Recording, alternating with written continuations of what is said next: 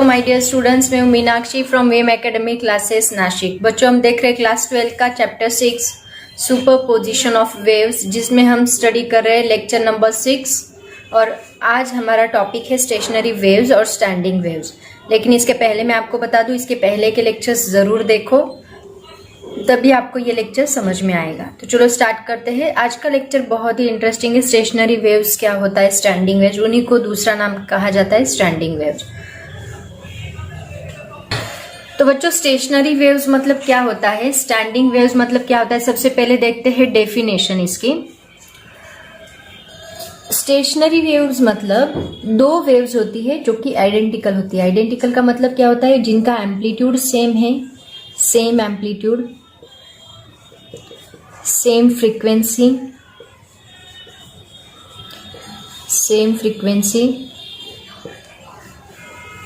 Same velocity. To identical waves, same frequency, same amplitude, same velocity, ऐसी दो waves होती है, लेकिन उनकी डायरेक्शन जो है वो अपोजिट होती है, बट इन अपोजिट डायरेक्शन। ऐसी दो वेव्स जब इंटरफेयर करती है, मतलब सुपर इम्पोज होती है ऐसी दो वेव्स, तो उसको हम लोग कहते हैं स्टेशनरी वेव्स। मतलब क्या, देखो एग्जाम्पल देके बताती हूँ। यहाँ पे एक हमने स्ट्रिंग ली, वो स्ट्रिंग को हमने एक वॉल के ऊपर टाई किया ऐसे, और फिर हमने इस स्ट्रिंग को मूव किया। मूव करने के बाद ये स्ट्रिंग में एक वेव जनरेट होगी, और ये वेव जनरेट होने के बाद यहाँ पे टकराएगी। अब हमें पता है अगर ये फिक्स्ड एंड है तो यहाँ से टकराने के बाद जहाँ क्रेस्ट है वहाँ ट्रफ प्रोड्यूस होगा, जहाँ ट्रफ है वहाँ क्रेस्ट प्रोड्यूस होगा। अगर ये फिक्स्ड एंड है तो हमने देखा रिफ्लेक्शन ऑफ वेव में स्टडी किया। तो जब ये यहाँ पे टकराएगी तो यहाँ क्या टकरा रहा है, इस स्ट्रिंग को, एंड को, दैट इज ट्रफ। तो ये ट्रफ है, तो यहाँ से क्या प्रोड्यूस्ड होगा, क्रेस्ट प्रोड्यूस्ड होगा। और फिर ये वेव जो न्यू वेव यहाँ पे रिफ्लेक्ट हुई है वो यहाँ से ट्रांसमिट होगी ऐसे, राइट। तो ऐसी दो वेव्स जिनका अभी देखो यहाँ से जो जनरेट हुई है, ये जो वेव है, इन दोनों का एम्पलीट्यूड भी सेम है, इन दोनों का एम्पलीट्यूड सेम रहेगा। जो यहाँ से जनरेट होगी उसका एम्पलीट्यूड, जिसका जितना इसका एम्पलीट्यूड है उतना ही इसका एम्पलीट्यूड है। उसकी फ्रीक्वेंसी भी सेम रहेगी, दोनों की फ्रीक्वेंसी सेम रहेगी, उसकी वेलोसिटी सेम रहेगी। लेकिन एक वेव अगर इस डायरेक्शन में जा रही है तो दूसरी वेव इस डायरेक्शन में जाएगी, दोनों की डायरेक्शन अपोजिट रहेगी, और दोनों सुपर इम्पोज हो रही है। इसको कहा जाता है इंटरफेयर, दो वेव्स का इंटरफेरेंस, और इसी को हम लोग क्या कहते हैं, super impose of two waves. तो ऐसी, उसी को हमने सुपरपोजिशन भी कहा था। तो ऐसी दो वेव्स है, उनको हम लोग क्या कहते हैं, स्टेशनरी वेव्स कहते हैं। लेकिन देखो इनकी एनर्जी जो है, ये दो वेव्स की एनर्जी जो है, जो ट्रैवल नहीं कर रही है, हमने यहाँ से जनरेट की और यहाँ तक उसको भेजा, और यहाँ से वो वापिस आई। मतलब ये जो भी वेव्स है वो इनकी एनर्जी यहीं पे है, ऊपर नीचे ये पार्टिकल्स कर रहे हैं, बस ये एनर्जी ट्रैवल नहीं कर रही है एक पॉइंट से। जैसे कि वाटर वेव्स होती है, वाटर वेव्स ट्रैवल करती है। अगर हमने स्टोन डाला, पत्थर डाला वाटर में, वो वहां से लेके कॉर्नर तक सभी पार्टिकल्स को मूव करते करते ट्रैवल करती है। तो ये प्रोग्रेसिव वेव नहीं है। एक्चुअल में यहाँ जो वेव जनरेट हुई है वो वेव एक स्टेशनरी वेव है, और उनकी एनर्जी यहाँ पे ट्रैवल नहीं करती। ये बात आपको याद, कभी कभी एमसीक्यू में पूछा जा सकता है कि एनर्जी ट्रैवल करती है कि नहीं करती है। तो यहाँ पे एनर्जी ट्रैवल नहीं होती। ये दो एंड के अंदर वो एनर्जी बंद है, वो एनर्जी एक पॉइंट से लेकर दूसरे पॉइंट तक ट्रैवल नहीं कर रही है, ठीक है। इसी को कहा जाता है स्टेशनरी वेव्स। तो इसकी प्रॉपर डेफिनेशन पहले देखते हैं हम लोग। इसको देखो, मैं आपको थ्योरेटिकल भी पढ़ाऊंगी, मतलब इक्वेशन क्या है स्टेशनरी वेव का वो तो हम पढ़ेंगे ही, लेकिन उसके पहले मैं आपको थोड़ा डायग्रामेटिकली फील कराने की कोशिश करूंगी कि एग्जैक्टली स्टेशनरी वेव्स होता क्या है। अगर आपको एक बार ये पूरा टॉपिक अंडरस्टैंड हो गया, अंडरस्टैंडिंग मस्ट है इस टॉपिक के लिए, थ्योरेटिकली आप पढ़ लोगे, लेकिन अगर आपको अंडरस्टैंडिंग नहीं हुआ एग्जैक्टली यहाँ पे हो क्या रहा है, तब तक आपको उसके क्वेश्चन सॉल्व करके नहीं आएंगे। आप थ्योरेटिकल क्वेश्चंस कर लोगे, क्वेश्चन पूछा है तो आप उसका डिस्क्रिप्शन भी लिखोगे, रट के लिख सकते हैं, लेकिन उसका फील आना बहुत ज़्यादा इंपॉर्टेंट है। इसलिए मैं आपको पूरा डायग्रामेटिकली पढ़ाने की कोशिश करूंगी। हर एक पॉइंट को नोट डाउन करो, क्योंकि आपके बुक में उन्होंने डायरेक्टली इक्वेशन वगैरह दिया है। तो इक्वेशन के पहले मैं आपको थोड़ा डायग्रामेटिकली समझाने की कोशिश करती हूँ कि एग्जैक्टली यहाँ पे हो क्या रहा है, ठीक है। तो सबसे पहले हम इसकी प्रॉपर डेफिनेशन देखते हैं एक फॉर्मेट में।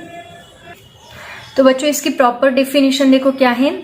व्हेन टू आइडेंटिकल वेव्स हम किसको कहेंगे, जिसका एम्पलीट्यूड सेम है, जिसकी फ्रीक्वेंसी सेम है, लेकिन इनकी डायरेक्शन अपोजिट है, आइडेंटिकल वेव्स उनको कहा जाता है।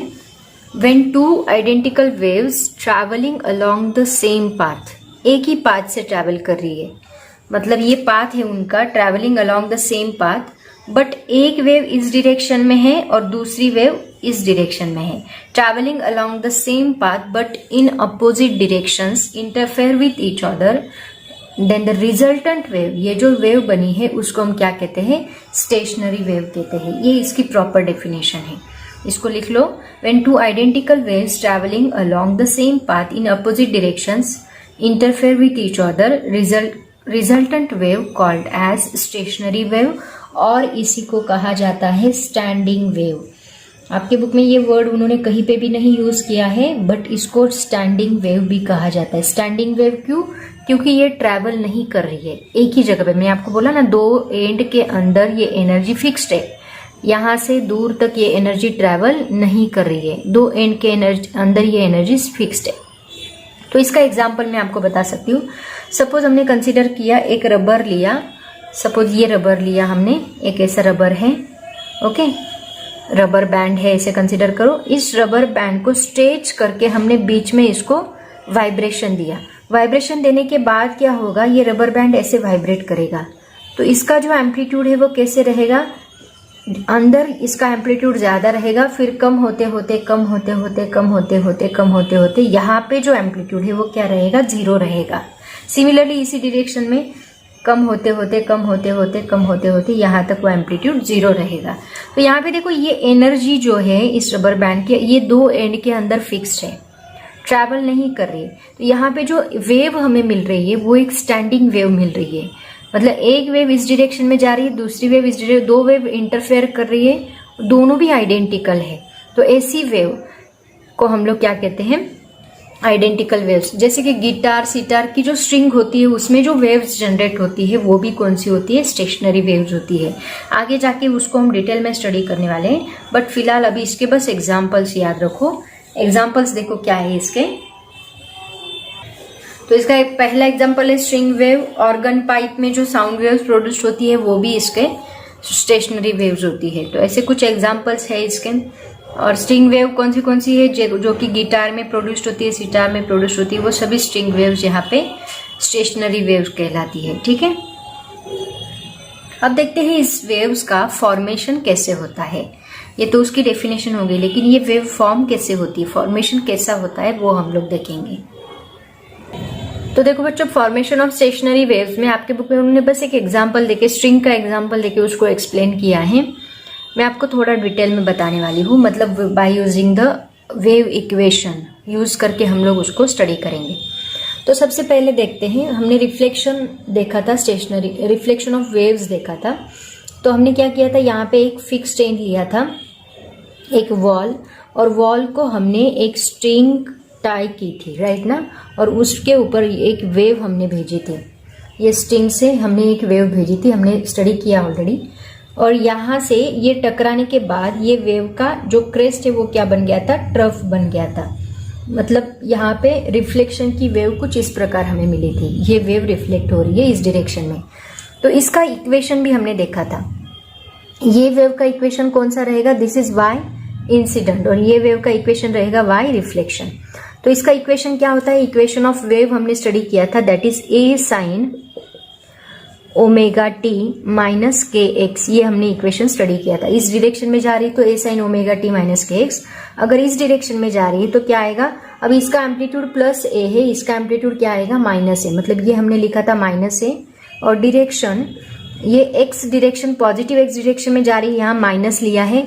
निगेटिव एक्स डायरेक्शन का क्या फॉर्मूला होता है, omega T plus K x, ये हमने स्टडी किया था, राइट। तो अभी इस डायरेक्शन के लिए ये वेव होती है, इस डायरेक्शन के लिए ये, तो ये दोनों का जो नेट वेव हम निकालेंगे according to superposition, principle of superposition, net wave क्या होती है, दोनों की एडिशन होती है। मतलब Y incident wave plus reflection wave, मतलब ये दोनों को कंबाइन करके हमें क्या मिलती है, नेट वेव मिलती है। तो इसका एक टेबल हम लोग बनाएंगे और उसके हिसाब से हम स्टेशनरी वेव को स्टडी करेंगे। उसके बाद हम लोग उसका इक्वेशन भी देखेंगे, लेकिन पहले हम इसको डायग्रामेटिकली मैं आपको बताती हूँ क्या होता है, एग्जैक्टली क्या होता है, हर एक टाइम के लिए पार्टिकल कैसे रिएक्ट करता है वो मैं आपको बताती हूँ। टाइम मतलब आपको पता है टाइम हम लोग वेव में कैसे लेते हैं। अगर आपने ऑसिलेशन चैप्टर नंबर 5 ऑसिलेशन अगर ठीक से स्टडी किया है, अगर उसको अंडरस्टैंड किया है प्रॉपरली, तो आपको पता है वेव का टाइम कौन से पॉइंट पे कितना होता है। वापिस एक बार मैं आपको बता देती हूँ टाइम हम कैसे कैलकुलेट करते हैं वेव का। देखो वेव का टाइम हम लोग कैसे लेते हैं, मतलब टाइम अगर आपको कौन से सेकंड पे वेव कहाँ पे, ये अगर आपको निकालना है तो यहाँ के टाइम को हम लोग 0 लेते हैं, राइट ना। यहाँ से वेव स्टार्ट हुई तो टाइम कितना था, 0। फिर यहाँ पे जो टाइम होता है इसको हम क्या लेते हैं, this is called as T/4। ये टाइम कितना होता है, T/4 होता है। यहाँ पे जो होता है वो कितना होता है, T/2, हाफ टाइम, हाफ का हाफ यहाँ पे T/4 आएगा। फिर यहाँ पे 3 हाफ मतलब कितना होगा, 3T/4 होगा, राइट। और यहाँ पे कितना होता है, टोटल T होता है। ऐसे टाइम बढ़ता जाता है। वापिस यहाँ पे हम T/2 ऐड करेंगे, इसमें वापिस उसमें T/2 ऐड करेंगे, T/2 ऐड करते जाना है बस आपको। इसमें T/2 ऐड किया तो कितना आएगा, T प्लस T/2 आएगा। तो ये कितना बनेगा, 2T प्लस 1T मतलब 3T/2 आएगा। यहाँ पे कितना आएगा, 3T/2, यहाँ पे 4T/2, ऐसे ऐड करते जाएंगे हम लोग, ठीक है। तो टाइम ऐसे एक वेव के लिए 0 से लेके T/4, T/2, 3T/4 and T, इसके लिए जो वाई नेट इक्वेशन है हमने लिया, कौन सा, YI प्लस YR, वो क्या रिएक्ट करेगा, उससे स्टेशनरी वेव क्या रिएक्ट करेगी ये मैं आपको बताती हूँ। और फिर हम लोग एक कंबाइन वेव बनाएंगे, मतलब वेव को हम लोग स्प्लिट करेंगे। यहाँ पे पार्टिकल की रिएक्शन क्या थी, सभी पार्टिकल्स की, स्ट्रिंग के सभी पार्टिकल्स की इस टाइम के लिए क्या रिएक्शन थी, इस टाइम के लिए क्या रिएक्शन थी, इस टाइम के लिए क्या रिएक्शन थी, ये सब कुछ हम लोग डिटेल में स्टडी करेंगे। उसके बाद हम लोग स्टेशनरी वेव की जो रिजल्टेंट वेव मैंने आपको बताई वो मैं आपको बताऊंगी, वो फाइनल में दिखाऊंगी, ठीक है। बट फिलहाल हम लोग इसको स्टेप बाय स्टेप स्टडी करेंगे। इसके लिए मैं आपको एक टेबल बताती हूँ, उसके बाद हम लोग उसकी वेव ड्रॉ करेंगे। तो देखो बच्चों, यहाँ पे हम लोग इस टेबल में पहले कॉलम में हम लेंगे टाइम, दूसरे कॉलम में इंसिडेंट वेव जो है, जो यहाँ से जा रही है इस डायरेक्शन से, उस वेव का इक्वेशन क्या रहेगा वो हम देखेंगे। उसका इक्वेशन हमने क्या देखा, A sin ωt minus kx, ये इक्वेशन हमने देखा। उसके बाद जो रिफ्लेक्ट हो रही है उस वेव का इक्वेशन क्या रहेगा, YR is equal to minus A। अभी ये हमने फिक्स्ड एंड की वेव देखी है, reflection of fixed and, free and का नहीं, हम फिक्स्ड एंड के लिए स्टडी कर रहे हैं।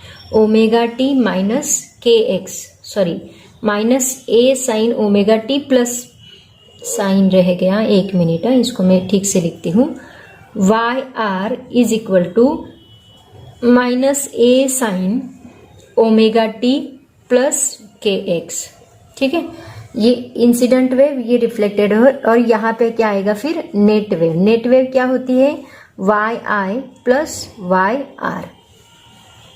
तो इसको हम लोग स्टेप बाय स्टेप स्टडी करेंगे। उसके बाद मैं आपको जब डायग्रामेटिकली इसको दिखाऊंगी तब आपको एकदम क्लियर होगा। ये आपके बुक में नहीं है, इसलिए मैं आपको बोल रही हूँ हर एक पॉइंट को नोट डाउन करो जो मैं बता रही हूँ, उसकी ठीक से नोट्स बनाओ। उसके बाद आप बुक को हाथ लगाओ तो आपको बराबर समझ में आएगा मैंने क्या बताया है, ठीक है।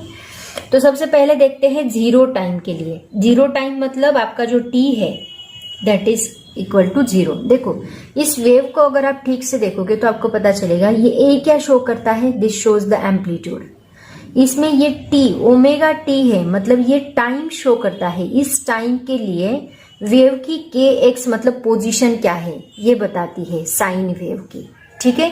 ωt इतने टाइम के लिए kx मतलब उस वेव की पोजीशन क्या है वो शो करता है। यहाँ k शो करता है wavelength, lambda, 2 pi by lambda, मतलब वेव नंबर दिखाता है के, और ओमेगा टी क्या दिखाता है, that is omega is the frequency, ये फ्रीक्वेंसी शो करता है 2 पाई एन। तो देखते हैं हम टाइम टी यहाँ पे 0 पुट करेंगे। अगर हम टाइम 0 पुट करेंगे तो ए साइन ओमेगा टी इंटू 0, मतलब ओमेगा इंटू 0 होगा, माइनस के एक्स रहेगा। तो यहाँ पे ये टर्म तो पूरी 0 बनेगी, माइनस के एक्स यहाँ पे बचेगा। तो हम यहाँ पे क्या लिखेंगे, y इज इक्वल टू यहाँ पे A sign minus K x, मतलब हम इसको कैसे लिखेंगे, ये माइनस साइन जो है, माइनस साइन माइनस थीटा क्या होता है, माइनस साइन थीटा होता है, मतलब यहाँ पे हम लिखेंगे माइनस ए साइन के एक्स। ठीक है, यहाँ पे क्या आएगा, देखो ये ओमेगा टी यहाँ पे 0 बनेगा और यहाँ प्लस के एक्स है, लेकिन ऑलरेडी इसको माइनस है, तो यहाँ पे क्या आएगा, माइनस ए साइन के एक्स आएगा अगर हमने टी 0 पुट किया तो। अब वाई नेट हमें निकालना है, मतलब क्या होगा, Y net is equal to Y I plus Y R, इसकी वेव हमें ड्रॉ करनी है। तो ये दोनों की एडिशन होगी, टी इज इक्वल टू 0 के लिए इन दोनों की एडिशन होगी, मतलब यहाँ पे हमें क्या मिलेगा, माइनस ए साइन के एक्स, माइनस ए साइन के एक्स कितना बनेगा, minus 2a sine K x, मतलब इसका एम्पलीट्यूड देखो कितना है, minus 2a sine K x, minus मतलब नीचे की डायरेक्शन आएगी, राइट ना। साइन की वेव मैंने ऑसिलेशन चैप्टर में बताई है, साइन की वेव कैसे ड्रॉ करते हैं, कॉस की वेव कैसे ड्रॉ करते हैं, मैंने शॉर्ट ट्रिक भी आपको बताई थी। ऑसिलेशन चैप्टर जरूर स्टडी करो, इसलिए मैंने आपको बताया था ये चैप्टर स्टडी करने से पहले ऑसिलेशन पढ़ो, ठीक है। उसके बाद देखते हैं नेक्स्ट टाइम मैंने आपको क्या बताया था, 0 के बाद क्या होता है, t/4, t/2 का हाफ कितना होता है, t/4, तो t इज इक्वल टू यहाँ पे हमने लिया t/4। अब हम लोग यहाँ पे t की जगह पे t/4 पुट करेंगे, ठीक है। तो मैं यहाँ पे बस ये ओमेगा टी की टर्म लेती हूँ, इसको हम बाद में देखेंगे। ओमेगा टी को हम कैसे लिखेंगे, ओमेगा को हम कैसे लिखते हैं, 2π/t लिखते हैं, राइट ना। 2πn होता है पाई डिवाइड बाई टी, तो यहाँ 2π/t लिखती हूँ, और t की जगह पे हम क्या डालेंगे, t/4 डालेंगे। तो t/4 डालने के बाद यहाँ पे हमें क्या मिलेगा, देखो ये t कैंसिल होगा एंड 2 2 जा 4 होगा, मतलब ये टर्म हमें कितनी मिलेगी, π/2 मिलेगी। तो देखो ये टर्म हमें मिली π/2, तो ये क्या बनेगा, a sign π/2 minus K x. तो देखो ये क्या बन गया, साइन π/2 होता है 90 माइनस के एक्स। हमने 11th में एक टेबल स्टडी किया होगा, ट्रिग्नोमेट्री में, मैथ्स में एक टेबल स्टडी किया था, आपको याद होगा। π/2 माइनस के एक्स मतलब 90 माइनस के एक्स क्या होता है, 90 माइनस के एक्स होता है कॉस, मतलब 90 माइनस थीटा होता है cos theta, sine 90 minus theta होता है कॉस थीटा। तो यहाँ साइन 90 माइनस के एक्स की जगह पे हम थीटा की जगह पे के एक्स है, तो हम क्या लेंगे, कॉस के एक्स लेंगे। तो यहाँ पे हमें क्या मिलेगा, ए कॉस के एक्स, ठीक है। सिमिलरली यहाँ पे क्या मिलेगा, देखो यहाँ 90 प्लस थीटा आएगा, सेम है बट यहाँ माइनस की जगह पे प्लस है, तो यहाँ पे बन जाएगा प्लस। तो 90 प्लस थीटा भी क्या होता है, कॉस थीटा होता है, लेकिन इसको माइनस साइन है, इसलिए यहाँ पे आएगा माइनस ए कॉस थीटा। आप ट्रिग्नोमेट्री का वो टेबल देखो, उसमें आपको समझ में आएगा। तो ये के एक्स है, तो ये भी क्या आएगा, के एक्स आएगा, ठीक है। अब देखो इन दोनों की एडिशन हमें करनी है, ये प्लस ए कॉस के एक्स है और ये माइनस ए कॉस के एक्स है, तो प्लस माइनस यहाँ पे 0 बनेगा, मतलब नेट एम्पलीट्यूड हमें क्या मिलेगा, 0 मिलेगा, ठीक है। नेक्स्ट देखते हैं, नेक्स्ट क्या है, time t is equal to t/2 के लिए स्टेशनरी वेव क्या रिएक्ट करेगी, देखो। अब हम यहाँ पे t की जगह पे क्या पुट करेंगे, ओमेगा t डालती हूँ, that is equal to 2π/t into T की जगह पे हम t/2 पुट करेंगे। तो ये 2 कैंसिल होगा, t कैंसिल होगा, बचेगा बस पाई, and sine pi minus K x, मतलब साइन पाई मतलब कितना, 180, साइन 180 माइनस थीटा कितना होता है, दैट इज साइन थीटा होता है, प्लस साइन थीटा होता है। तो ये कितना बनेगा, ए साइन के एक्स बनेगा, ठीक है। ये ए साइन के एक्स बना, यहाँ पे क्या आएगा, साइन पाई प्लस थीटा आएगा। साइन पाई प्लस थीटा भी क्या होता है, माइनस साइन थीटा होता है, तो ये माइनस माइनस बनेगा प्लस, तो ये बनेगा ए साइन के एक्स।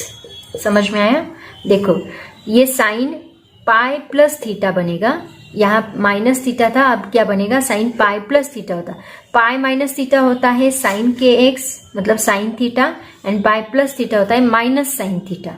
ठीक है। पाई प्लस थीटा मतलब कौन सा क्वाड्रेंट आएगा, थर्ड क्वाड्रेंट आएगा, ठीक है। और थर्ड क्वाड्रेंट के लिए साइन क्या होता है, निगेटिव होता है, इसीलिए यहाँ पे क्या बनेगा, वो निगेटिव बनेगा। तो ये निगेटिव है, लेकिन ऑलरेडी यहाँ पे निगेटिव है, तो निगेटिव निगेटिव बनेगा पॉजिटिव। अब इन दोनों को ऐड करके हमें यहाँ पे लिखना है, वो बनेगा 2a sin kx। देखो ये टेबल आपको पूछा नहीं जाएगा एग्जाम में, लेकिन कॉम्पिटिटिव एग्जाम्स के लिए आपको ये पता होना बहुत ज़रूरी है। ये टेबल आपको एग्जाम के लिए नहीं है, आपके बुक में दिया भी नहीं है, आपको स्टडी करना है तो करो, लेकिन आपको इसको समझना बहुत ज़रूरी है, ठीक है, इसलिए मैं आपको पढ़ा रही हूँ। उसके बाद देखो t इज इक्वल टू हम लेते हैं, ये 0 हो गया, t/4 हो गया, t/2 हो गया, अब क्या आएगा 3t/4 आएगा, ठीक है। अब 3t/4 पुट करके देखो क्या आता है, 2π/t divide by into 3t/4, तो ये 2 2 जा 4 बनेगा, ये tt कैंसिल होगा, ये बनेगा 3π/2। 3π/2 मतलब होता है 270, तो ये बनेगा 270 minus theta. Sine 270 minus theta मतलब फोर्थ क्वाड्रेंट आ गया। फोर्थ क्वाड्रेंट के लिए साइन जो है वो बनता है कॉस, और वो आता है आपका minus cos theta. Fourth quadrant के लिए माइनस कॉस थीटा, तो यहाँ पे हमें मिलेगा -a कॉस। उसके लिए वो टेबल आपको देखना ही पड़ेगा ट्रिग्नोमेट्री का, जो मैंने पढ़ाया है। तो ये बनेगा -a कॉस थीटा, ठीक है, मतलब -a कॉस kx। सिमिलरली यहाँ पे प्लस आएगा 270 प्लस थीटा। 270 प्लस थीटा के लिए आता है माइनस कॉस थीटा आता है, मतलब ये माइनस माइनस बनेगा प्लस, तो ये बनेगा +a कॉस थीटा। यहाँ पे देखो अल्टरनेट 0 आ रहा है, तो ये माइनस प्लस क्या बनेगा वापस यहाँ पे 0। यहाँ थीटा की जगह पे हम क्या लेंगे kx, क्योंकि ये माइनस और ये माइनस बिकम्स प्लस, ओके। अब देखो नेक्स्ट लास्ट टाइम बचा है, दैट इज एक वेव का हम पूरा स्टडी कर रहे हैं, दैट इज t। अब हम लोग इसकी जगह पे t पुट करेंगे, तो ये क्या बनेगा 2π divide by t into t, मतलब ये t कैंसिल होगा और ये 360 बनेगा, राइट। 360 माइनस थीटा मतलब कहाँ पे आ गया ये 360 माइनस थीटा, मतलब वापस पीछे, मतलब वापस वही क्वाड्रेंट में आ गया। तो यहाँ पे 360 माइनस थीटा होता है माइनस साइन थीटा, तो यहाँ पे -a साइन kx आएगा। यहाँ साइन 360 माइनस थीटा होता है माइनस साइन थीटा, तो ये प्लस है, तो ये -a साइन kx आएगा। सिमिलरली 360 प्लस थीटा भी होता है माइनस साइन थीटा, तो यहाँ पे प्लस साइन थीटा होता है, तो यहाँ पे -a साइन kx आएगा, ठीक है, प्लस साइन थीटा, और यहाँ पे माइनस साइन थीटा होता है, क्योंकि साइन आगे ऑल पॉजिटिव, मतलब ये ऑल पॉजिटिव में आएगा। फर्स्ट क्वाड्रेंट में ऑल पॉजिटिव होते हैं तो साइन पॉजिटिव आएगा, लेकिन फोर्थ क्वाड्रेंट में कॉस पॉजिटिव होता है, इसलिए साइन निगेटिव रहेगा, ठीक है। तो -a साइन kx आएगा, ये minus minus becomes 2a sine kx।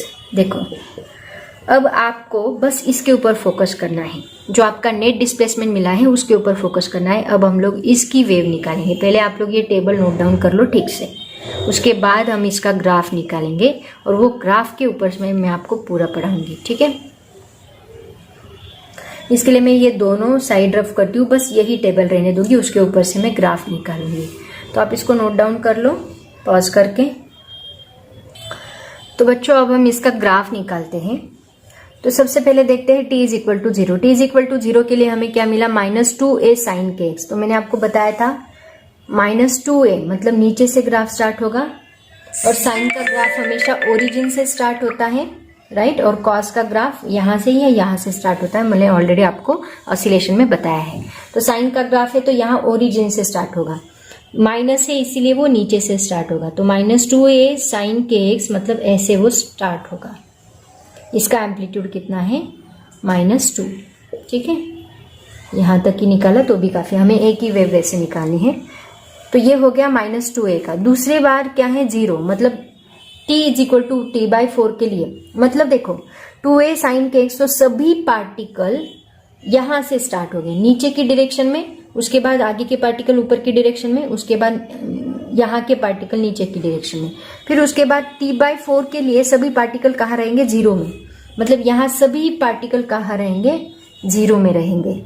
उसके बाद 2a साइन kx t/2 पे नेक्स्ट टाइम पे सभी पार्टिकल क्या होंगे 2a साइन kx, मतलब वेव क्या मिलेगी आपको ऐसी मिलेगी, ठीक है।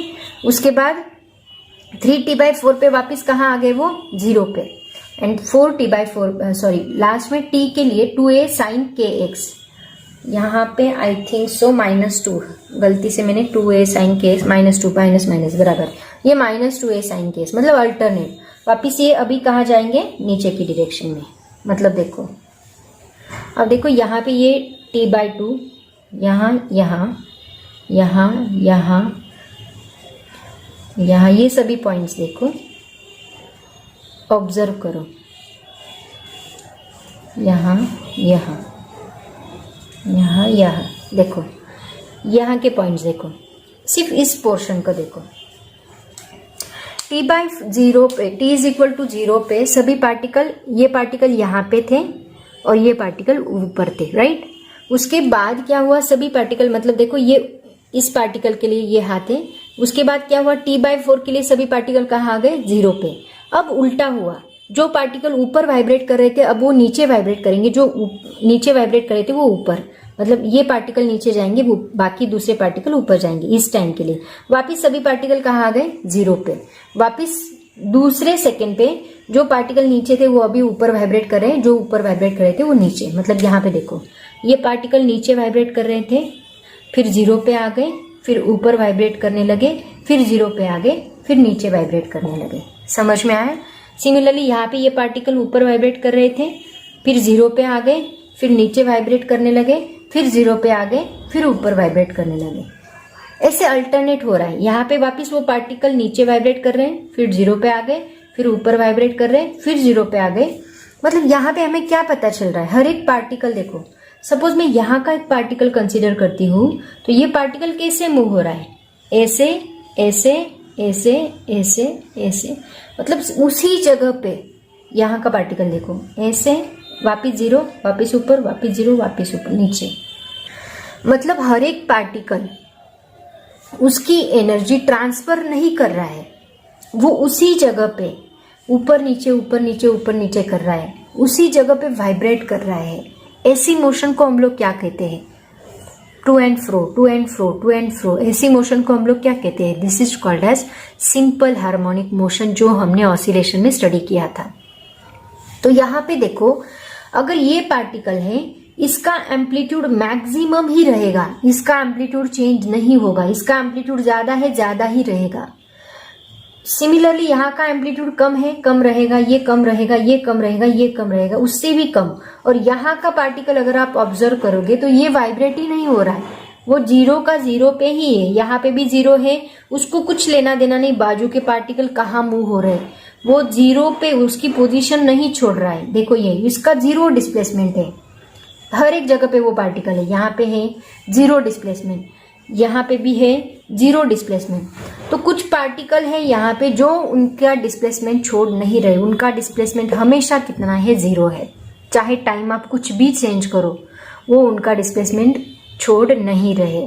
लेकिन कुछ पार्टिकल ऐसे हैं जो मैक्सिमम डिस्प्लेसमेंट ले रहे हैं।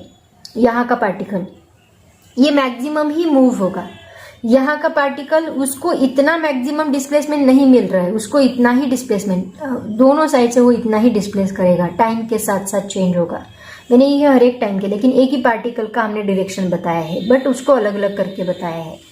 यहाँ का पार्टिकल इतना ही डिस्प्लेस होगा, इससे ज्यादा ये पार्टिकल डिस्प्लेस होगा, इससे ज्यादा ये पार्टिकल डिस्प्लेस होगा। और अगर हम इसको कंबाइन करके लिखे रिजल्टेंट, तो देखो ये वेव हमने ऐसी ड्रॉ की, ऐसी ड्रॉ की, और ये बन गई आपकी रिजल्टेंट वेव। और इसी को तो हमने क्या कहा था, क्या कहा था, इसको हमने कहा था स्टेशनरी वेव। तो देखो यहाँ पे ये पार्टिकल, यहाँ का पार्टिकल पहले ऊपर जा रहा है, फिर 0 पे आ रहा है, फिर नीचे जा रहा है, इसका एम्पलीट्यूड सबसे ज्यादा है, उसके बाजू वाले पार्टिकल का उससे कम है, उससे बाजू वाले पार्टिकल का उससे कम, उससे कम, उससे कम, एंड देन 0। वापिस बढ़ रहा है एम्पलीट्यूड। यहाँ के जो पार्टिकल्स है उनकी एनर्जी ट्रांसफर नहीं कर रहे, वो बस अपने आप ऊपर नीचे ऊपर नीचे। इसके पहले प्रोग्रेसिव वेव में क्या होता था, वो एनर्जी, वाटर वेव में एनर्जी क्या हो रही थी, ट्रांसफर हो रही, मतलब हर एक पार्टिकल को मैक्सिमम एम्पलीट्यूड मिल रहा था, हर एक पार्टिकल को 0 एम्पलीट्यूड मिल रहा था। बट यहाँ पे ऐसे नहीं है, यहाँ का पार्टिकल जो है उसको मैक्सिमम एम्पलीट्यूड कभी नहीं मिलेगा, वो 0 पे ही रहेगा। यहाँ का जो पार्टिकल है उसको मैक्सिमम एम्पलीट्यूड है, उसको 0 कभी नहीं मिलेगा, वो मैक्सिमम पे ही रहेगा। और यहाँ का पार्टिकल जो है उसका इतना ही एम्पलीट्यूड, मतलब हर एक पार्टिकल का एम्पलीट्यूड यहाँ पे फिक्स्ड है, उनका एम्पलीट्यूड चेंज नहीं हो रहा है, इसका मतलब यहाँ पे एनर्जी ट्रेवल नहीं हो रही है। ये डिफरेंस है प्रोग्रेसिव वेव। प्रोग्रेसिव वेव को ही ट्रैवलिंग वेव कहते हैं हम लोग, और ये स्टेशनरी वेव है। दोनों में ये डिफरेंस है, यहाँ पे एनर्जी ट्रैवल नहीं होती है, लेकिन ट्रैवलिंग वेव और प्रोग्रेसिव वेव में एनर्जी ट्रैवल होती है। तो ये हमें रिजल्टेंट वेव मिली, इसको अगर हम टिक से ड्रॉ करें तो ठीक है। पहले पार्टिकल नीचे गया, जैसे कि t इज इक्वल टू 0 पे पार्टिकल नीचे गया, क्योंकि हमने रिफ्लेक्शन ऑफ वेव देखा था। रिफ्लेक्शन में क्रेस्ट होता है, तो वहां पे क्या होता है, ट्रफ, उधर से वेव आई थी ना। तो पहले पार्टिकल कहाँ गया, नीचे गया, फिर वापस कहाँ आया, 0 पे, वापस कहाँ गया, ऊपर गया, फिर कहाँ आया, 0 पे, फिर नीचे। यहाँ का पार्टिकल पहले ऊपर था, फिर कहाँ आया, 0 पे, फिर कहाँ गया, नीचे, एंड देन 0, एंड देन ऊपर। ऐसे पार्टिकल ऊपर नीचे ऊपर नीचे ऊपर नीचे कर रहे हैं, और लेकिन कोई पार्टिकल यहाँ पे 0 पे ही है। तो अभी हम लोग ये दो पार्टिकल्स की बात करने वाले हैं, जो 0 पे हैं और जो मैक्सिमम पे है। इन दोनों पार्टिकल्स की हम लोग बात करने वाले हैं, क्योंकि ये बहुत ही ज़्यादा इंपॉर्टेंट है। इसी को कहा जाता है फॉर्मेशन ऑफ स्टेशनरी वेव। अब ये मैंने आपको थोड़ा फील दिलाया डायग्रामेटिकली, ये एग्जैक्टली यहाँ पे क्या होता है। इसका अभी हम लोग, आपके बुक में इन्होंने इक्वेशन दिया है, इसका इक्वेशन क्या फॉर्म करना है। तो पहले हम इसका इक्वेशन देखेंगे, उसके बाद हम जो पार्टिकल जिनका 0 डिस्प्लेसमेंट है उनको क्या कहते हैं, और जिनका मैक्सिमम डिस्प्लेसमेंट है वो मैं आपको बताऊंगी, ठीक है। तो बच्चों अभी हम स्टडी करने जा रहे हैं इक्वेशन ऑफ स्टेशनरी वेव्स। देखो सबसे पहले हमने 2 वेव्स ली है यहाँ पे। एक वेव जो जा रही थी ऐसी वेव, उसको हमने इंसिडेंट वेव कहा था, और दूसरी वेव जो रिफ्लेक्ट हो रही थी उसको हमने रिफ्लेक्टेड वेव कहा था। Y I and Y R ऐसे हमने उनको नाम दिए थे, राइट। तो अभी उन दोनों के इक्वेशंस हम लोग नोट डाउन करते हैं। तो पहली वेव हमने देखी Y I is equal to, क्या लिया था हमने, A sine negative positive direction में जाने वाली वेव को हम क्या कहते हैं, दिख नहीं रहा है, sorry. Y I is equal to A sine omega T minus K X. Positive के लिए हम क्या साइन लेते हैं, माइनस। उसके बाद दूसरी वेव हमने देखी थी Y R is equal to A sine omega T plus K X. अभी यहाँ पे पॉजिटिव निगेटिव हो सकता है एम्पलीट्यूड, क्योंकि हमने रिफ्लेक्शन फिक्स्ड एंड लिया तो निगेटिव आएगा, लेकिन रिफ्लेक्शन ऑफ फ्री एंड लिया तो वो पॉजिटिव आएगा, ठीक है। तो ये हमने लिया ए साइन, दोनों का साइन हम लोग पॉजिटिव ही रखते हैं, omega T minus K x omega T plus K X, ठीक है। अब देखो आगे हमने नेट डिस्प्लेसमेंट लिया था। नेट इज इक्वल टू क्या होता है, Y I plus Y R, दोनों को हम ऐड करेंगे। तो दोनों को ऐड करेंगे, अभी हमने डायग्रामेटिकली पढ़ा, अभी हम इसी को थ्योरेटिकली पढ़ते हैं और उसका इक्वेशन फॉर्म करते हैं। तो यहाँ पे देखो Y I plus Y R, Y I क्या है यहाँ पे, A sine omega T minus K X plus A sine omega T plus K X, ठीक है। A sine omega T minus K X plus A sine omega T plus K X. अब यहाँ पे हम लोग ए कॉमन निकाल सकते हैं, तो हम लिखेंगे A in bracket sine omega T minus K X plus sine omega T plus K X. अभी यहाँ पे हम लोग ट्रिग्नोमेट्री का एक फॉर्मूला यूज करेंगे, sine C plus sine D का फॉर्मूला देखो क्या है, that is equal to to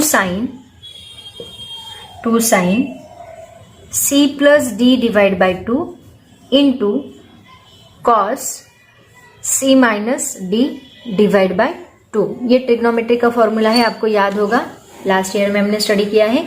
तो यहाँ सी की जगह पे omega T minus K x है एंड डी की जगह पे omega T plus K x है। तो ये फॉर्मूला हम लोग यहाँ पे यूज करेंगे, that is equal to A in bracket 2 sine bracket में सी प्लस डी मतलब omega T minus K X plus omega T plus K X divide by 2 bracket complete into cos, यहाँ पे लिखती हूँ into cos omega T minus K X, और minus करना है तो ये आएगा minus omega T minus K X divide by 2।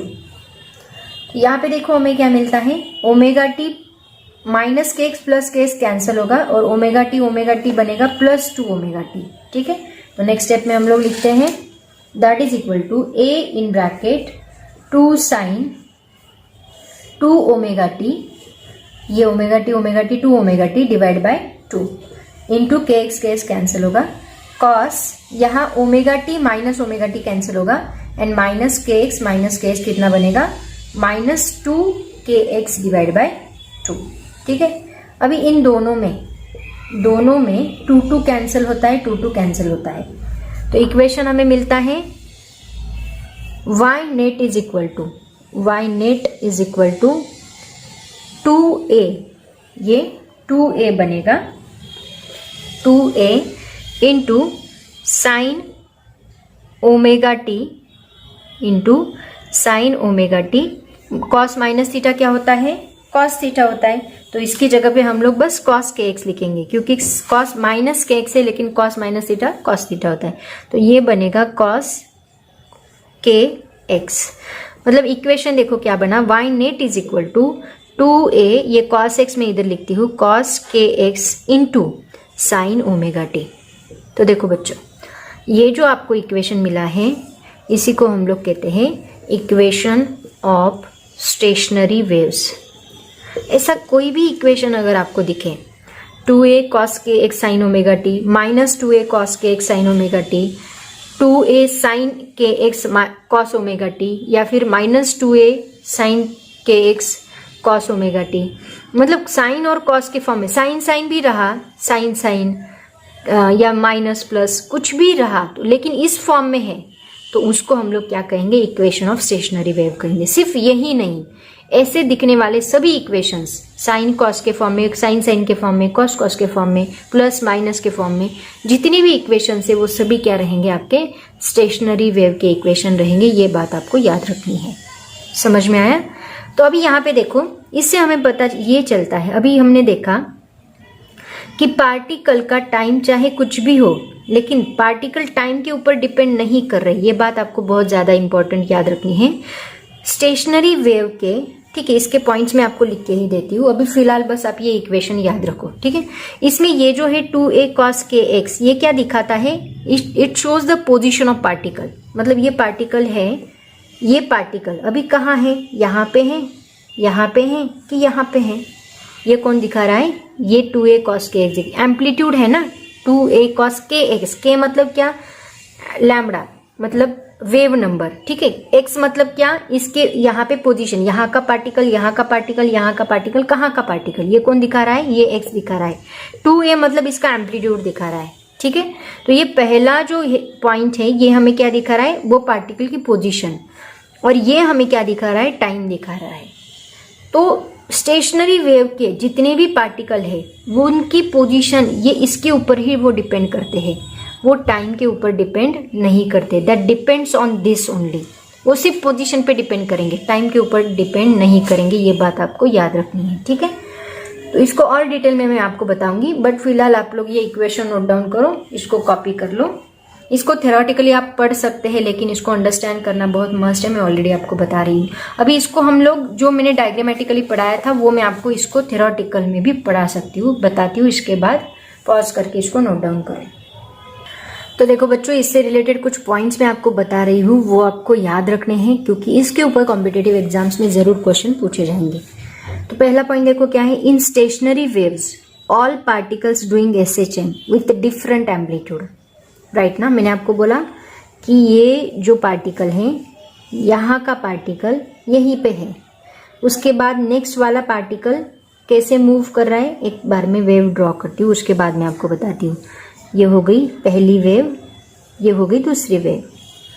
तो देखो, यहाँ का पार्टिकल यहाँ पे ही है, यहाँ का पार्टिकल ये एम्पलीट्यूड से वाइब्रेट कर रहा है, यहाँ पे जाएगा, फिर वापस आएगा, फिर यहाँ पे जाएगा, ऐसे वाइब्रेट कर रहा है। राइट, इसका एम्पलीट्यूड मैक्सिमम है, इतना ही रहेगा। उसके बाजू वाला पार्टिकल ऐसे इतने एम्पलीट्यूड से वाइब्रेट कर रहा है, उसके बाजू वाला पार्टिकल इतने एम्पलीट्यूड से, उसके बाजू वाला उससे कम, उससे कम, उससे कम, देन जीरो। यहाँ पे उससे कम, उससे कम, उससे कम, उससे कम, देन जीरो। इसका मतलब क्या, स्टेशनरी वेव में हर एक पार्टिकल है, ये एक ही पार्टिकल ऐसे जूम जूम वाइब्रेट कर रहा है, ऊपर नीचे वाइब्रेट कर रहा है। In stationary waves all particles, सभी पार्टिकल्स अलग अलग एम्पलीट्यूड से वाइब्रेट हो रहे हैं, राइट, लेकिन एनर्जी ट्रैवल नहीं कर रहे। वही आपका सेकेंड पॉइंट रहेगा। ये अपने आप एनर्जी लेके वाइब्रेट हो रहा है, उसकी एनर्जी बाजू वाले पार्टिकल को नहीं दे रहा है, बस उसको इतनी ही एनर्जी मिले, उतनी एनर्जी में खुश होके वाइब्रेट हो रहा है बस। और ये उसके पास सबसे ज्यादा एनर्जी है, वो अपने आप ही वाइब्रेट कर रहा है सबसे ज्यादा एम्पलीट्यूड में। और यहाँ का पार्टिकल तो आपको टाइम कुछ भी दिया जाए लेकिन वो वाइब्रेट नहीं होगा, ठीक है। सेकेंड पॉइंट जो बहुत ही इंपॉर्टेंट है, ऑलरेडी मैंने आपको बताया, प्रोग्रेसिव वेव में एनर्जी ट्रैवल होती है लेकिन स्टेशनरी वेव्स में एनर्जी ट्रैवल नहीं होती। In stationary waves energy is not travel, ठीक है। नेक्स्ट पॉइंट देखो जो बहुत ही ज्यादा इंपॉर्टेंट है, in stationary waves amplitude of the particle is dependent on the position of particle but not on time. मतलब देखो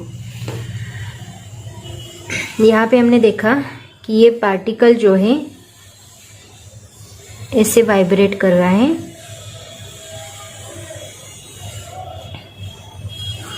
तो suppose t is equal to 0 के लिए ये पार्टिकल की पोजीशन ये है, ठीक है। तो ये पार्टिकल की पोजीशन ये है, इसीलिए इसका एम्पलीट्यूड मैक्सिमम है। इन केस ये अभी टाइम यहाँ पे 0 हो फिर भी ये पार्टिकल इतने ही एम्पलीट्यूड से वाइब्रेट करेगा।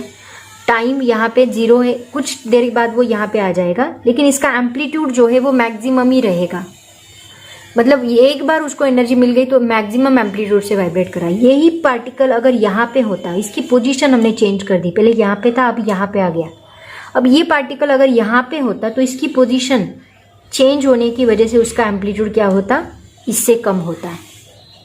इसका मतलब क्या, अगर पार्टिकल की पोजीशन चेंज हो रही है, टाइम चेंज हो रहा है लेकिन उसका एम्पलीट्यूड चेंज नहीं हो रहा है। अगर इस पार्टिकल की पोजीशन चेंज हो रही है तो उसका एम्पलीट्यूड चेंज हो रहा है। इसका मतलब क्या कि स्टेशनरी वेव्स में पार्टिकल का जो एम्पलीट्यूड है वो टाइम पे डिपेंड नहीं कर रहा है, वो किसके ऊपर डिपेंड कर रहा है, it depends on that position.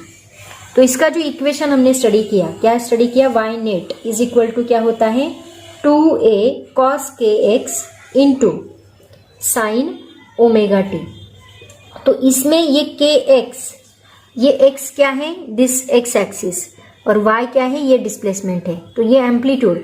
तो ये kx, x मतलब क्या कि इसकी पोजीशन जो शो कर रहा है, तो ये जो फैक्टर है ये क्या दिखाता है, पोजीशन दिखाता है। तो किसी भी पार्टिकल का जो एम्पलीट्यूड है वो इस फैक्टर के ऊपर डिपेंड करेगा, इस फैक्टर के ऊपर डिपेंड नहीं करेगा। ये t दिखा रहा है, मतलब टाइम के लिए ये फैक्टर है, तो इस फैक्टर के ऊपर वो डिपेंड नहीं करेगा। किसी भी पार्टिकल का जो एम्पलीट्यूड है वो इस फैक्टर के ऊपर डिपेंड करेगा। That is very very important thing. ये समझ में आए। अभी आपके बुक में ये जो दिया है kx, यहाँ पे उन्होंने क्या यूज किया है, ये इक्वेशन कुछ इस तरह दिया है, वो भी आपको मैं बता दूं। ये इक्वेशन उन्होंने कुछ इस तरह दिया है, cos k की जगह पे उन्होंने 2π/λ यूज किया है, λx into sine 2π/n into T, ऐसा इक्वेशन दिया है। तो ये और ये ओमेगा की जगह पे उन्होंने 2πn डाला, k की जगह पे 2π/λ, तो ये भी ये इक्वेशन रहेगा, बस मैंने आपको ओमेगा एंड kx के फॉर्म में बताया, ठीक है। तो इससे क्या पता चला है, देखो लैम्बडा मतलब क्या, उसकी वेवलेंथ, तो 2π/λ इंटू एक्स, एक्स यहाँ पोजीशन दिखा रहा है, तो पोजीशन आपको क्या दिखाएगी, amplitude of the particle, but ना कि टाइम। ये बात बहुत ज्यादा इंपॉर्टेंट है, ये आपको याद रखनी है। अब हम बात करते हैं जहाँ पे पार्टिकल्स का डिस्प्लेसमेंट। मैंने आपको बोला कि कुछ पार्टिकल ऐसे हैं, यहाँ पे देखो ये पार्टिकल ऐसे है जो टाइम कितना भी हो, कुछ भी हो, लेकिन वो अपनी जगह से हिलते नहीं, ओके, ये जो पार्टिकल्स है वो। उसके बाद कुछ पार्टिकल्स ऐसे हैं जहाँ पे हमें कितना मैक्सिमम डिस्प्लेसमेंट दे रहे हैं, मैक्सिमम वाइब्रेशन दे रहे हैं। मतलब कुछ पॉइंट्स ऐसे हैं जो मैक्सिमम वाइब्रेशन दे रहे हैं और कुछ पॉइंट्स ऐसे हैं जो मिनिमम वाइब्रेशन दे रहे हैं, मतलब जीरो डिस्प्लेसमेंट दे रहे हैं। तो जहाँ पे पार्टिकल का डिस्प्लेसमेंट मिनिमम होता है, मतलब जीरो होता है, उनको हम कहते हैं नोड। तो यहाँ पे ये क्या है, node, this is also node, this is also node and this is also node. और जहाँ पे पार्टिकल का डिस्प्लेसमेंट मैक्सिमम है उनको कहा जाता है anti node. This is anti node, this is anti node, this is anti node, this is anti node. तो देखो हमें क्या ऑब्जर्व हो रहा है यहाँ node anti node, then node anti node, node anti node, node and anti node, ये जो पॉइंट्स है ये हमें अल्टरनेटली मिल रहे हैं, राइट ना। नोड एंड एंटी नोड जो है वो हमें अल्टरनेटली मिल रहे हैं। उसके बाद मतलब पहला पॉइंट हमें मिला कि ये अल्टरनेटली हमें मिल रहे हैं, अल्टरनेट है नोड एंड एंटी नोड। दूसरा पॉइंट देखो, एक नोड और दूसरा नोड दोनों में कितना डिस्टेंस है आपको पता है कि एक वेव का मतलब यहां से यहां तक का जो डिस्टेंस होता है उसको हम क्या कहते हैं, this is called as wavelength, और वो हम किससे डिनोट करते हैं, this is denoted by lambda. तो ये डिस्टेंस कितना होता है, लैम्बडा होता है।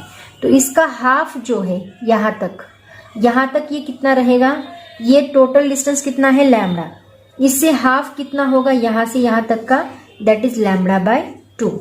इससे हाफ कितना होगा मतलब यहां से यहां तक का, दैट इज लैम्बडा बाय 4। देखो हाँ, यहां से यहां तक का डिस्टेंस कितना है लैम्बडा, उससे हाफ लैम्बडा बाय 2, उससे भी हाफ लैम्बडा बाय 4।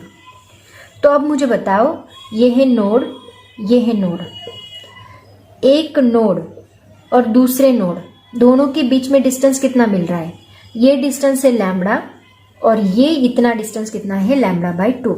तो दो कॉन्जिक्यूटिव नोड्स के बीच में डिस्टेंस कितना मिल रहा है हमें, लैम्बडा बाय 2।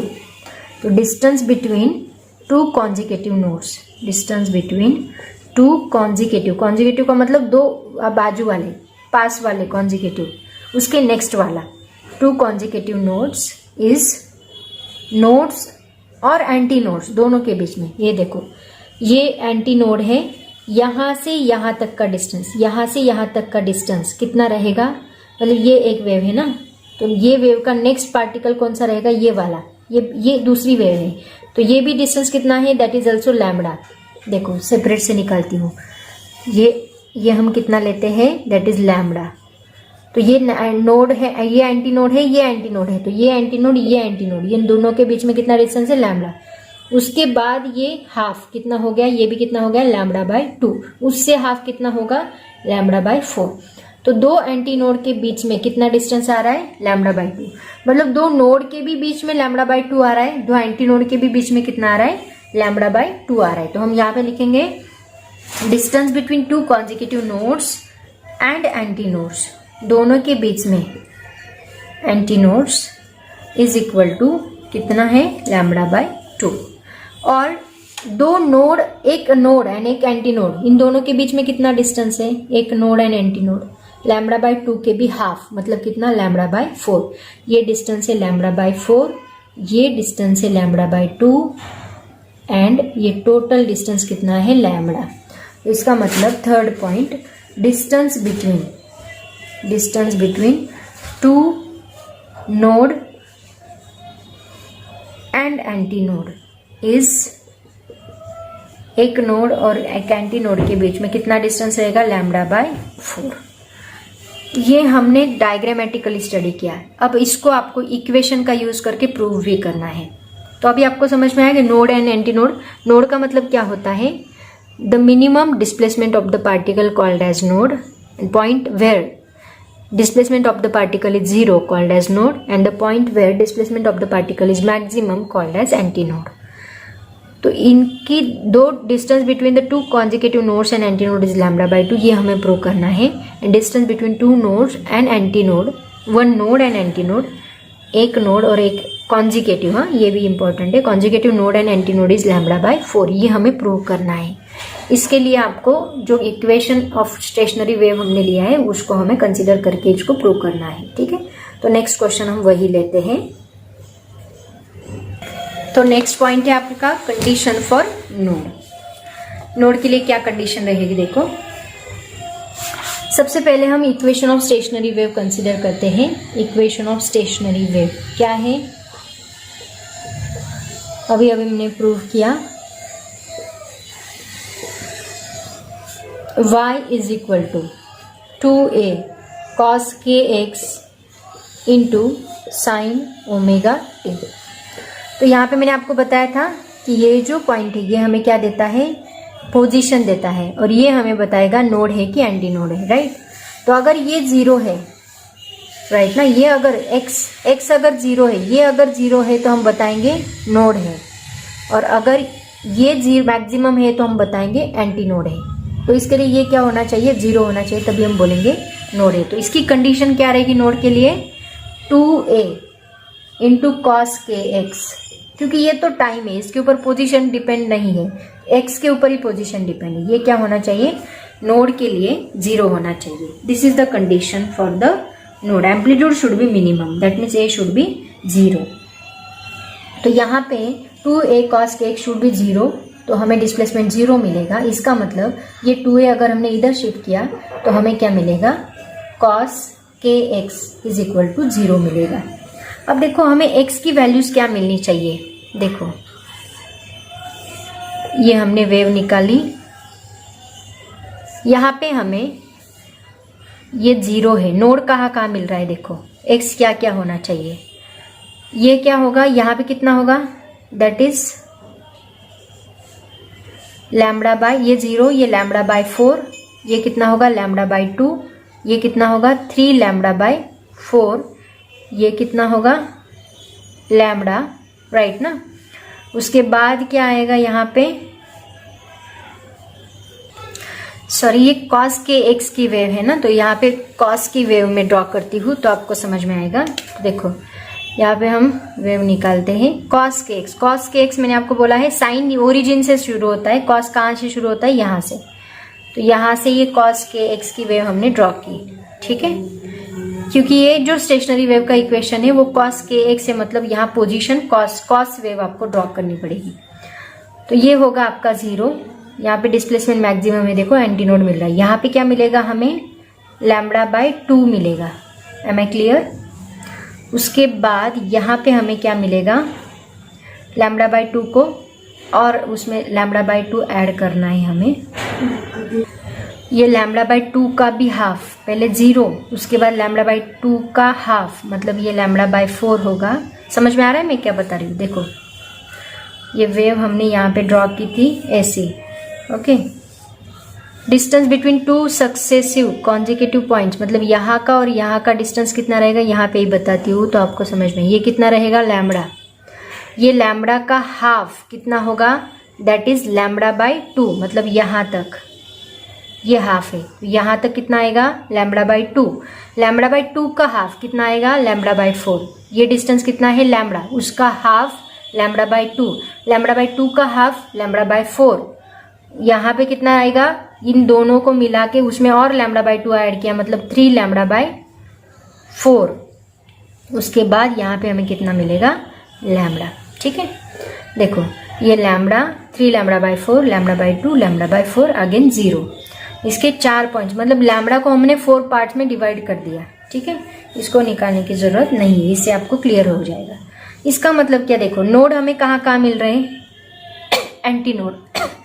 यहाँ पे एंटी नोड है, यहाँ पे नोड है। नोड कहाँ मिल रहे हैं, लैम्बडा बाय 4 पे, 3 लैम्बडा बाय 4 पे, और यहाँ पे क्या आएगा 5 लैम्बडा बाय 4 आएगा, ठीक है।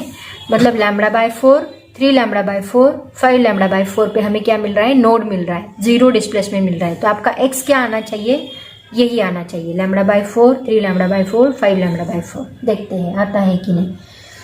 तो यहाँ पे देखो कॉस के एक्स के की जगह पे हम पुट करेंगे cos 2 pi by lambda x is equal to 0। तो कॉस की वैल्यू कौन से एंगल पे हमें 0 मिलती है, वो सबसे इंपॉर्टेंट बात आपको पता होनी चाहिए। कॉस की वैल्यू कौन से एंगल पे हमें 0 मिलती है। कॉस 90 क्या होता है, 0 होता है। अगर हम देखें तो कॉस 90 0 होता है, 90 का दूसरा, उसके बाद आएगा 270 0 होता है। उसके बाद 270 में और 90 ऐड करो, देन दैट इज रेडियन में आएगा 5 पाई बाय 2। इसको रेडियन में लिखना है आपको, क्योंकि ये पाई में है ना, इसको मैं रेडियन में लिखती हूँ। तो पाई बाय 2 को 0 आएगी, देन 3 पाई बाय 2 को 0 आएगी, कॉस की वैल्यू 5 पाई बाय 2 को 0 आएगी, ऐसे बढ़ता जाएगा।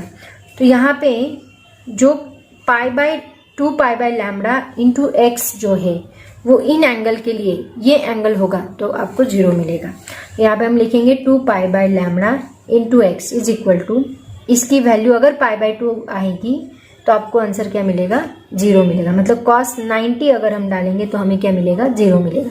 कॉस 270 अगर हम डालेंगे ये वैल्यू अगर 3π/2 हमने डाली तो हमें 0 मिलेगा, ये वैल्यू अगर हमने 2π/2 डाली तो हमें 0 मिलेगा, एंड सो ऑन। ठीक है, इससे आपको x की वैल्यू मिलेगी। देखो हमें x की वैल्यू निकालनी है, वो कितनी आनी चाहिए, λ/4 आनी चाहिए, 3λ/4 आनी चाहिए। समझ में आया? देखो सबसे पहले वापिस एक बार बताती हूँ, y = 2a cos kx × sin ωt है, कॉम्प्लिकेटेड है थोड़ा इसलिए मैं बता रही हूँ। 2a cos kx = क्या मिलना चाहिए, 0। ये 2 हमने इधर शिफ्ट किया 2a, तो ये 0 मिलेगा। cos kx = 0, तो k की वैल्यू हमने डाल दी 2π/λ इंटू x = 0। तो यहाँ पे कौन सा एंगल हम पुट करेंगे तो हमें cos की वैल्यू 0 मिलेगी, वो एंगल, ये एंगल हमने क्या लिया, π/2 लिया तो हमें 0 मिलेगा, 3π/2 लिया तो हमें 0 मिलेगा, 5π/2 लिया तो हमें 0 मिलेगा। तो ये सभी वैल्यूज के लिए हमें cos की वैल्यू 0 मिलेगी। उसके बाद हम लोग, तो अभी हम लोग यहाँ पे क्या करेंगे, ये 2π/λ इस साइड में शिफ्ट करेंगे। तो सबसे पहले देखो x 2π/λ x = सपोज π/2 है, तो मैंने ये 2π/λ इधर शिफ्ट किया तो ये क्या होगा, λ/2π होगा। तो पाई गेट कैंसिल, तो हमें क्या मिलेगा, λ 2 × 4, मतलब x की वैल्यू हमें यहाँ पे क्या मिलेगी, λ/4। तो है क्या λ/4, नोड हमें पहला नोड कहाँ मिल रहा है, λ/4 पे एग्जैक्टली। नेक्स्ट वैल्यू क्या मिलनी चाहिए, 3λ/4, तो यहाँ x = हमें क्या मिलेगा, λ/4।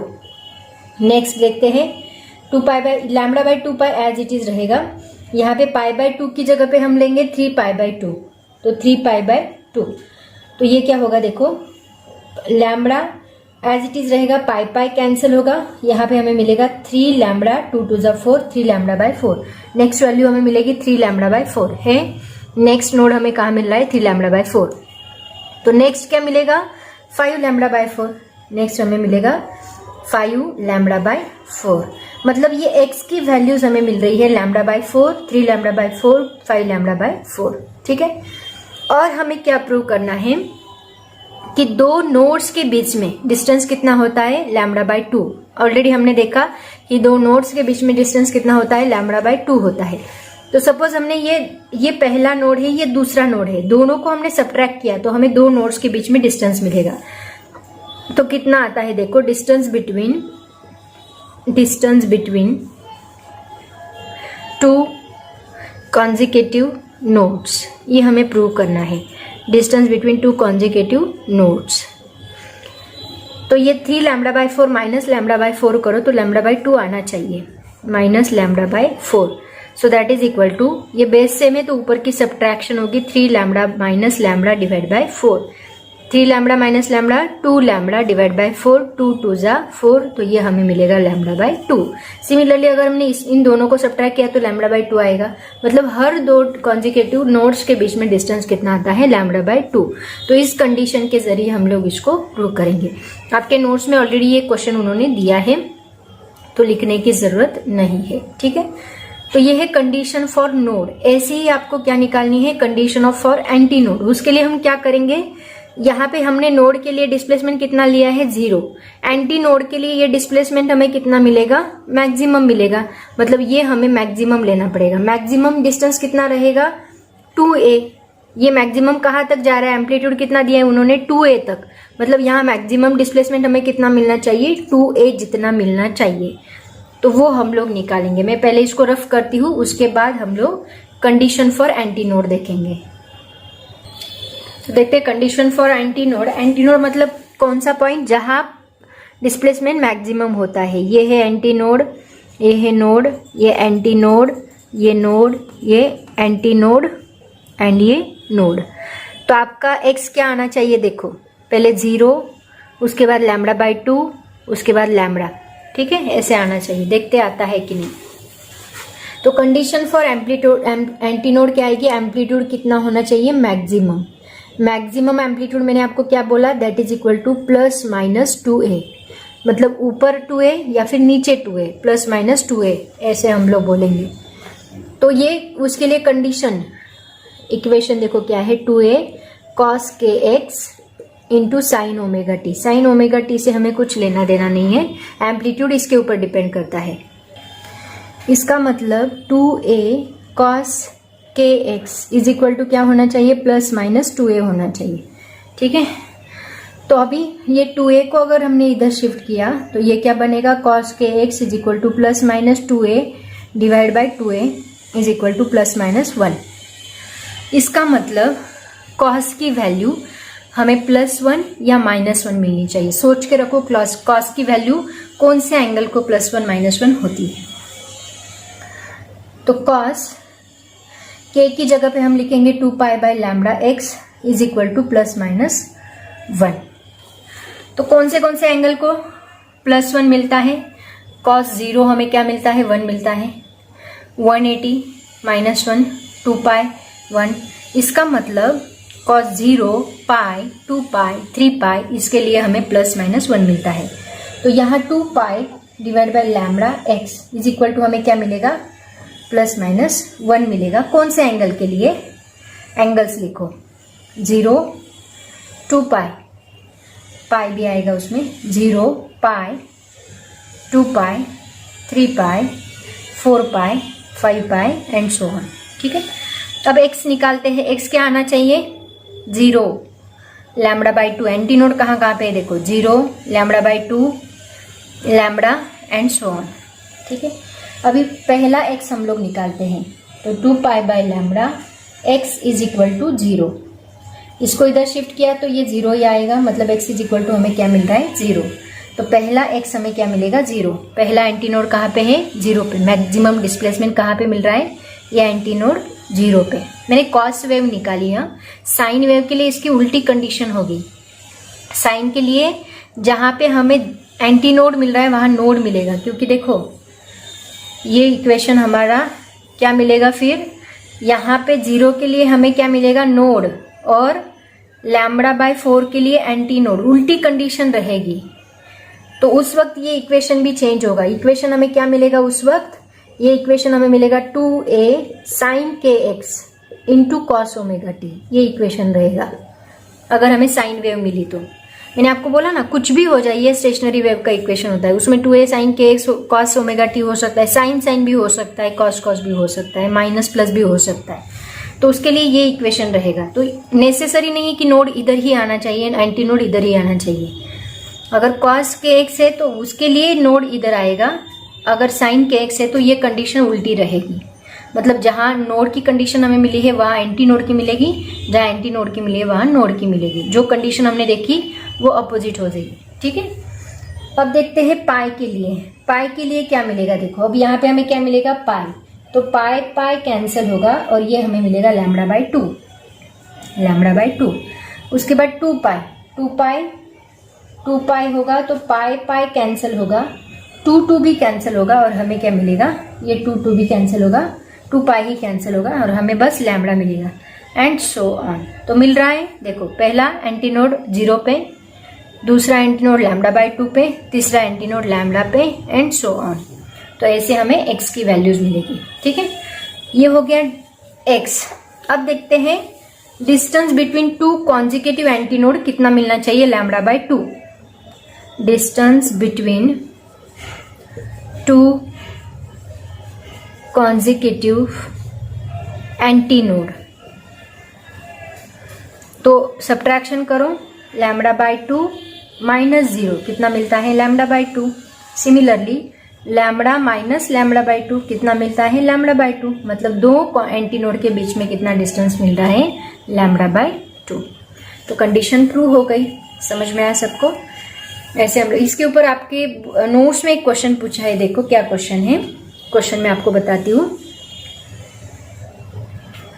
क्वेश्चन देखो क्या है, show that distance between 2 successive node और anti node is lambda by 2 and the distance between node and adjacent antinode is lambda by 4।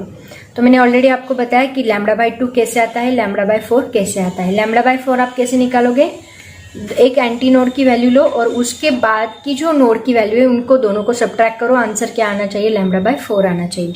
तो इसका आंसर आपके नोट्स में ऑलरेडी दिया है, तो वो आप लोग प्रूव कर सकते हैं। ठीक है, और जो कंडीशन मैंने बताई एज इट इज उसका आंसर लिखना है, बाकी कुछ भी आपको नहीं करना है। ठीक है, तो ऐसा बहुत ही सिंपल क्वेश्चन है और ये नोड और एंटी नोड का टॉपिक है। अब हम आगे के टॉपिक देखते हैं। कैरेक्टरिस्टिक। वीडियो बहुत ही बड़ा बन चुका है, ऑलरेडी 1 घंटे का वीडियो बन चुका है। आई थिंक मुझे यहाँ पे स्टॉप करना चाहिए, और जो आगे के टॉपिक्स है आई थिंक मैं नेक्स्ट वीडियो में अपलोड करूँगी। इट्स बेटर, राइट ना। तो आज मैं यहीं पे स्टॉप करती हूँ बच्चों, पढ़ाई करते रहो। Thank you so much and bye bye. इससे रिलेटेड न्यूमेरिकल है, कैरेक्टरिस्टिक है, डिफरेंस है, डिस्टिंग्विश है, सभी है। वो सभी क्वेश्चंस मैं आगे के टॉपिक में, आगे की वीडियो में कवर करूँगी। So thank you so much and bye bye.